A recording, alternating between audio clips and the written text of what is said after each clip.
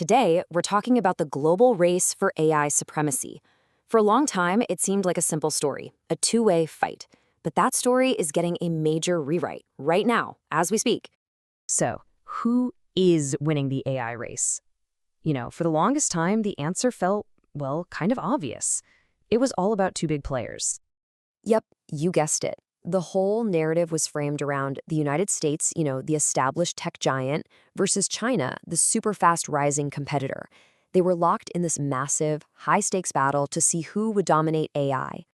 And for a while, this competition was really all about one thing. One very expensive way of thinking about how to build the best AI. So, over in the US, the name of the game was scaling.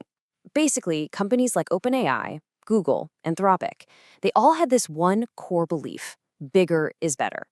So they poured just staggering amounts of money into building these gigantic, closed-off models, kind of like digital walled gardens. And when we say staggering, we mean it. We're talking well over $100 million just to train a single model like GPT-4. I mean, think about that. For the longest time, that kind of price tag felt like a keep out sign for everyone else. But then, everything changed. In early 2025, this Chinese startup that most people had never even heard of, a company called DeepSeek, dropped a new model that just sent absolute shockwaves through the industry. Get this. Their model was just as powerful as the big American ones, but they said it cost them only $6 million to train. $6 million! That's not just a discount. That's a completely different ballgame. It was a total game changer. And this DeepSeek breakthrough, it was about way more than just the price tag. This was a signal that a whole new way of thinking about AI was taking center stage. People immediately started calling it a Sputnik moment, right? Just like when the Soviet Union launched the first satellite. All of a sudden, this super powerful, super cheap, and this is the key part, open source model was seriously challenging America's lead in AI. And this really threw a spotlight on a huge fork in the road for AI. Are we going to go down the path of closed proprietary systems that only a few huge companies control? Or do we go down the open source path, where anyone can grab the code, tweak it, and build something new? It's a totally different philosophy. Okay, so just as everyone was getting their heads around this new dynamic between the US and China, boom, the plot thickens. Because this wasn't going to be a two-horse race for long. Enter the United Arab Emirates, and they aren't just dipping their toes in the water. They've shown up with a massive, ambitious plan to become a true global leader in AI. This isn't just a side project for them. We're talking about a full-blown national strategy backed by huge amounts of money.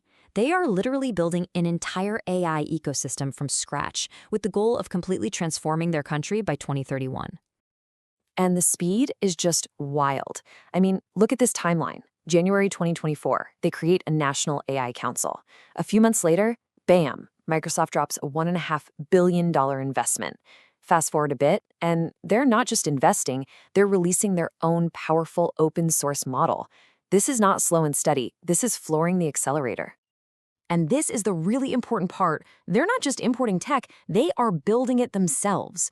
We're seeing advanced, homegrown, and yes, open source models like Falcon and JAS.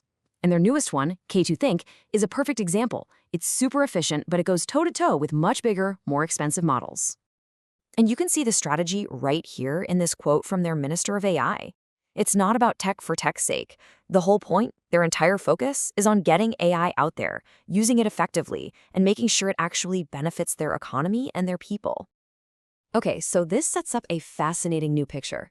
We now have three major players, each with a very different game plan. So how do they actually stack up? So let's break this down. You've got the US strategy, right? That's all about private companies and venture capital, building closed source models to try and dominate the market.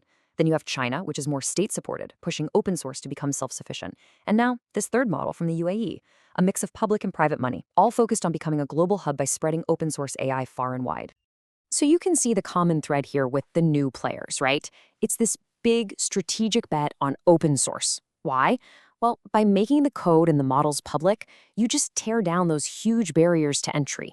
It lets anyone jump in, experiment, and innovate, which can speed things up like crazy across the board. Now, it's really important to remember that open isn't just a simple yes or no. It's more like a spectrum. On one end, you've got the totally locked down secret systems. On the other end, everything is available. The code, the data, the whole shebang. And where a country decides to play on that spectrum, well, that tells you a whole lot about their real game plan. So, with this shift from a two-way to a three-way race, it kind of forces us to ask a bigger question. What does it even mean to win at AI? There's this really smart idea from political scientist Jeffrey Ding that's super relevant here. He looks at history and basically says, look, long-term power doesn't usually go to the person who invents something first. It goes to the society that gets really, really good at spreading that technology everywhere and actually using it. And that's the real kicker here. The future of AI might not be about who builds the one single best model behind closed doors. It might be about who builds the best ecosystem for getting AI into everything, into their hospitals, their banks, their factories, you name it. So the fact that the UAE is now a serious contender just proves this whole AI race is way more complicated and interesting than we thought. It's not just US versus China anymore. It's a battle of ideas. Closed and proprietary versus open and self-sufficient versus open and collaborative. And that leaves us with a huge question for the future. Which one of these visions is going to win out?